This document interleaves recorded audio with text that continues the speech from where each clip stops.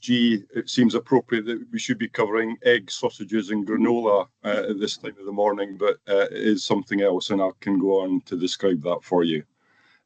So just a little bit in terms of introductions and kind of definitions, and really what we're going to talk through today, or what I'm going to talk through today. So we'll look at what ESG is. As I say, it's not the it's not the term I used. It's actually environmental, social, and corporate governance. And I'm going to kind of talk and target the discussions today on what it really means for, Scottish engineering members, manufacturing, production businesses. So we'll kind of talk in respect of that. I'll tell you a little bit about the kind of legal and regulatory framework that exists, both here in the UK and also in Europe, if businesses are kind of operating in that area as well, and just kind of what's happening in terms of kind of timetables and activities. Then we can get into a kind of deep dive on what ESG is, what the actual requirements are, and what the methodologies in respect of ESG reporting is, and the kind of output that we would be expecting from that. And then, hopefully, we're limited obviously by kind of time here, and really by definition, it's an introduction, but I think I can, introduce some of the initial steps or some of the relevance that might be relevant for kind of Scottish engineering members, and what you really need to be thinking about and what you can really need to be doing now. So I'm going to go through these sort of slides in about, 15, 20 minutes. We've got a half-hour session, and that will allow for a bit of kind of questions at the end, or, any kind of questions that come through sort of during the presentation. And as Amy said, because we're taping this, sometimes there's so much information, sort of ploughed at people. If you want to get back with kind of questions later, then that works perfectly well as well. So thanks again. So let's look just generally at the kind of guiding principles of what ESG is. And it really kind of comes from, the people, planet, profit, the 3 Ps that perhaps a lot of companies are accustomed to. It's the triple bottom line of kind of sustainability that, has existed for kind of many years. And it takes that forward in a kind of much more comprehensive and expansive way. Perhaps companies have put together corporate sustainability reports, CSR, as I mentioned there, but also, as I show there, it's CSR plus, because it's really extending the scope of identifying sustainability issues and reporting them to a completely different level. I think, as I've highlighted there in bold, a real principal part of ESG is that it's all about public disclosure of reporting. So this is not, sort of compliance reporting that is held in house. This is an activity that leads to reporting that's put out into the public domain, and therefore it has a kind of different background, and the detail within it is much more significant, and there are risks and opportunities involved in that. Just talking about sort of risks and opportunities, I think when a lot of people think about environmental and social impact, it's all about, oh goodness, this is awful. How are we going to manage this? How are we going to ensure that we've got everything in line? But it also offers an opportunity for kind of companies to present what they're doing in a positive vein, and that can help with all sorts of things in terms of new business, public perception, ensuring kind of regulatory compliance, those types of things. And I think it's also kind of worth saying that ESG is very much about extending activities and operations and sustainability issues beyond what companies need to know. I'll talk a little bit more about these stakeholder groups that I mentioned, but ultimately, because of the kind of public disclosure, the whole idea about it is to get everybody involved who might be impacted by your activities, and that includes internally and externally. But like I say, I'll talk a wee bit more about these stakeholders just shortly. In terms of actual ESG, we're seeing a transition now from voluntary reporting programs that have been in place for quite a number of years to mandatory regulations. And I think it's actually a good time to be having this discussion today, because we'll see that the regulations kind of coming through. But it's not a brand new thing, ESG. Those programs that I mentioned there, GRI, CDP, the Global Reporting Initiative, the Carbon Disclosure Project, they've been going for 15, 20 years, and many companies in many jurisdictions have been doing ESG reporting. So it's not a new thing, but it can be a new thing for some people. I think just to emphasize the public nature and the expansive nature of kind of ESG, it really it's required to sort of cover some of these kind of principles that I've mentioned there, in terms of accuracy, balance, timeliness and verifiability. It has to ensure that all of those kind of principles are kind of met, and that there is kind of guidance, there are frameworks, there are standards. You can't really just do it the way that you want to do it. You have to sort of pay attention to those kind of frameworks and standards when you're pulling things together. And I think just the last point there is critical in terms of that accuracy, in terms of that clarity of information that's presented. It's important for companies to avoid not just claims of greenwashing, but actually, enforcement action that's taken. I mean, I saw something yesterday about one of the kind of clothing retailers, not in engineering, of course, but basically, being taken to court or sued by investors because what they were saying in their ESG report really just wasn't true. So it has to be you have to ensure that it really is kind of accurate. Right now, I'm gonna crack on a bit now. Here are some of the benefits that companies can get for having an ESG program and reporting in place. You're ready for compliance. You're ensuring that it's integrated within performance across the business. You're ensuring that you're integrating and interacting with your stakeholders. And, and again, the awareness of sustainability issues on greenhouse gases and waste and those types of things are so sort of current that to ensure that you're sort of dealing with those things, it just means that you're doing your bit for sustainability, you're doing your bit for the climate, for the world, and you're also going to be kind of gaining a competitive advantage. Probably seen this type of thing before, which is really the absolute foundation of ESG, the United Nations Sustainable Development Goals, which, to some degree sort of cover everything that's happening in the world, from, no poverty to, fair lives for everybody kind of across the world. And ESG kind of comes from those kind of foundations.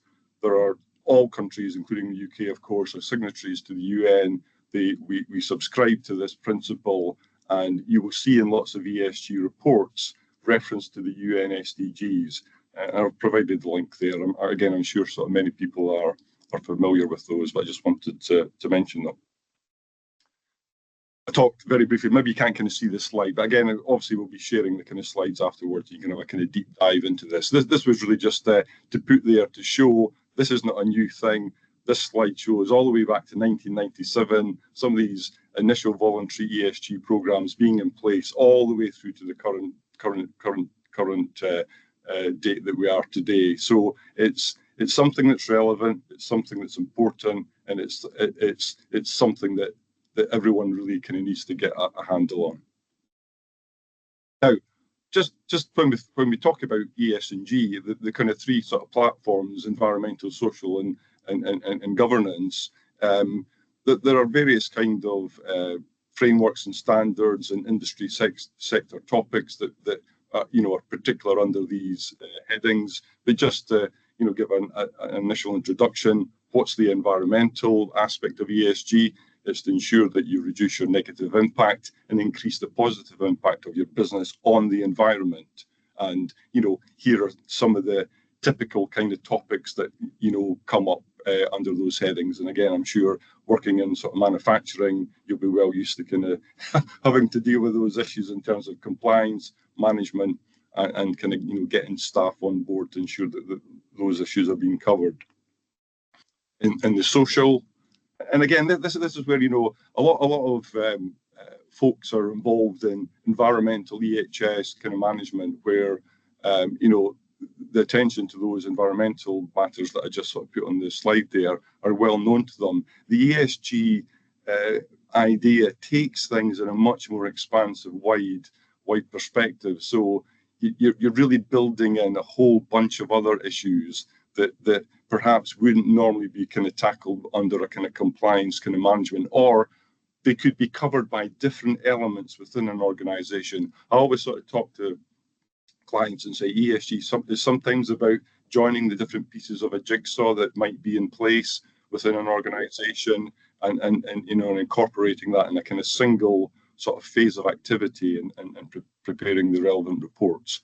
So the S of ESG is managing the societal impacts of stakeholders, both within the business and outside. And it covers, communities that might be living next to your businesses or affected by it, the whole kind of supply chain network. So it really is very expansive. And again, under kind of social, we're looking at aspects such as human rights. Health and safety, as I mentioned, is a fairly kind of traditional and well kind of covered area that many kind of companies have been dealing with. But you can see some of those other issues. And this list on social and environmental and the governance ones coming up is not exhaustive. There are other potential issues that kind of come into play, lots of guidance, lots of kind of standards that help kind of companies. And if you're working in engineering, it's going to be different from working in retail. It's going to be different from working in public bodies.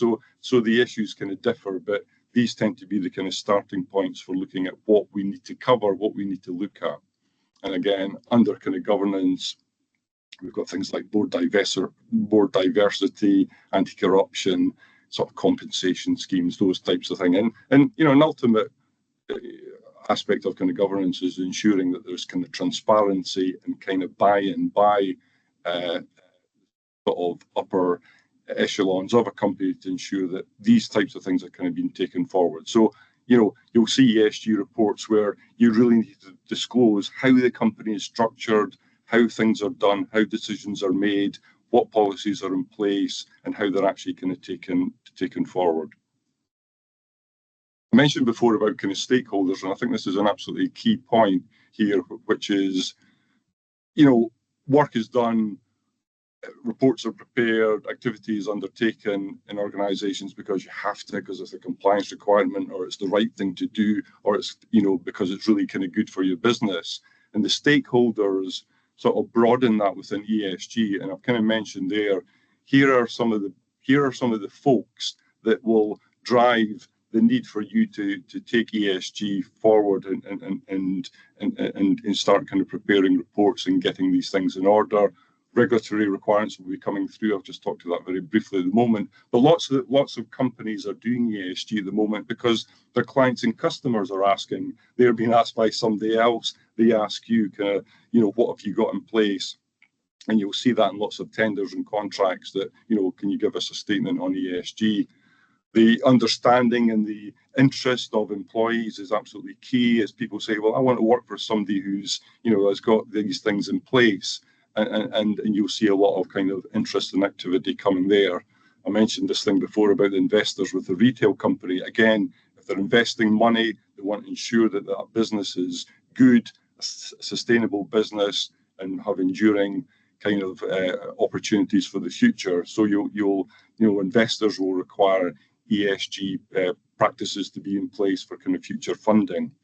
And as I mentioned also kind of before, in terms of communities, the involvement of communities in businesses to do with kind of ESG issues is much more prevalent these days than it's ever has been. And I think it's a successful business is one that integrates and interacts with the community. And again, you'll probably see a bit of kind of pressure and interest from those organisations coming through. The other thing, again, just to highlight again as well, when one looks at the ESG kind of program and policy and practices of a business, it's important not just to look at, hey, what are we doing on our site? And I think that's, I was an environmental compliance auditor for donkey's years, and kind of it was all about what's happening in the black box within the site. ESG takes this much further forward in terms of upstream and downstream, and kind of looking at the the impact and the controls that are in place in terms of how a business interacts on who your suppliers are, where do they get it, what do they do in terms of their business, what's their ESG metrics, and all the way down through your kind of customers. So it can be quite an exhaustive exercise to kind of get all that in place, but that's really what is being looked for. Very briefly, just in terms of where we are regulatory-wise, at the moment in the UK, as we sit here at the moment, there are no current across the board complete ESG spectrum reporting requirements for kind of companies, but the UK is developing these standards. All been publicised over many months. I know there's an election tomorrow, and it might change, and we'll see kind of what happens with that. But there have been other types of public reporting that has been in place. I mentioned there TFCD, the Task Force for Climate-Related Disclosures, where companies have been doing these things. It was quite narrow in terms of its scope related to kind of financial impact, but that they were a good starting point. But you're going to see a much kind of broader set of kind of regulations in place. And as I mentioned there, look to next year to see those kind of coming through for big companies, obviously kind of UK listed companies, PLCs, but we'll see the incorporation of smaller businesses, medium-sized businesses, all the way through to SMEs over the next few years. Just a very quick touch on to Europe. I don't know whether many of the organisations have activities within Europe. Obviously, that could be the case. In Europe, they're further ahead in terms of kind of regulatory requirements. Those are already in place under the Corporate Sustainability Reporting Directive. And I mean, a lot of the UK civil servants were involved in drafting CSRD before Brexit, but so it's Europe has sort of taken a lot of the benefit from work that's been done there. But again, Europe is further ahead, and we are, and I have had experience working in kind of European domains. Also show there, though, that if you are a UK business, but you have, or a parent group or headquartered in the UK, and you have activities within Europe, you will also be captured by CSRD if you're working to a particular scale. So again, it's ESG is here. You're going to be picked up somewhere along the line.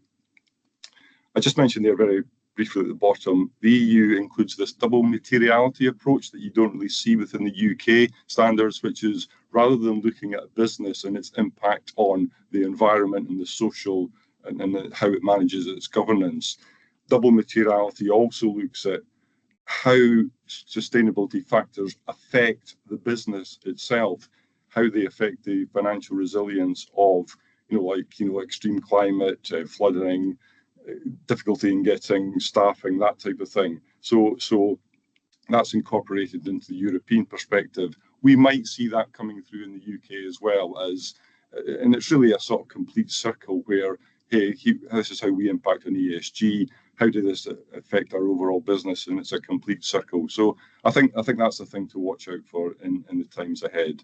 And this is just a graphic. You can have a look at that later. This is the European, which shows the kind of complexity about all the various organisations have been involved, all the various reporting guidance, and how it kind of needs to be tackled forward. But I won't go through that in any detail. You'll be glad to hear.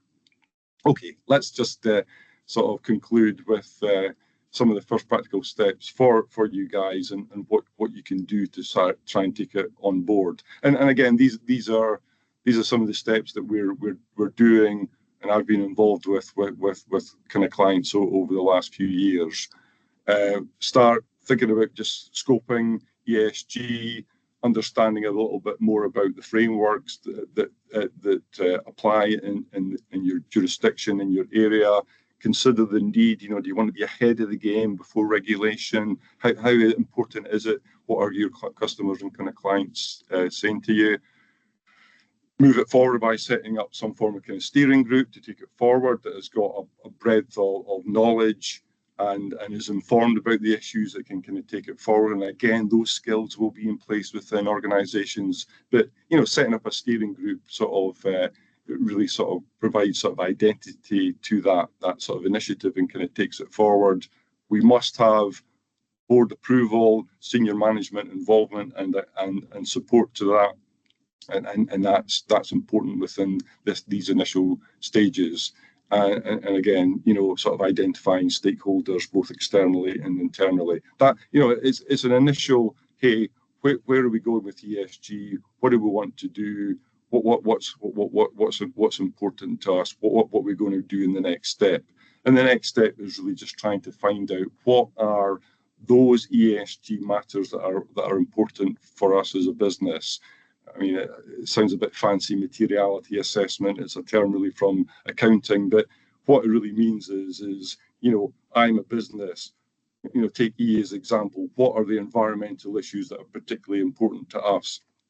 And you can go through a whole kind of stages of kind of quantitative and qualitative assessment to try and identify those, because ultimately ESG is about really presenting to the public, here are the issues that we know that we're involved with, here are the issues that we know that we impact on, and this is what we're doing about it, and this is how we're going to monitor and measure it through the years. And again, in terms of this materiality, you can gather information from a kind of stakeholder engagement, both internally and externally, to ask people, well, what do you think is important? What do you see as being important for us or important for you in the kind of times ahead?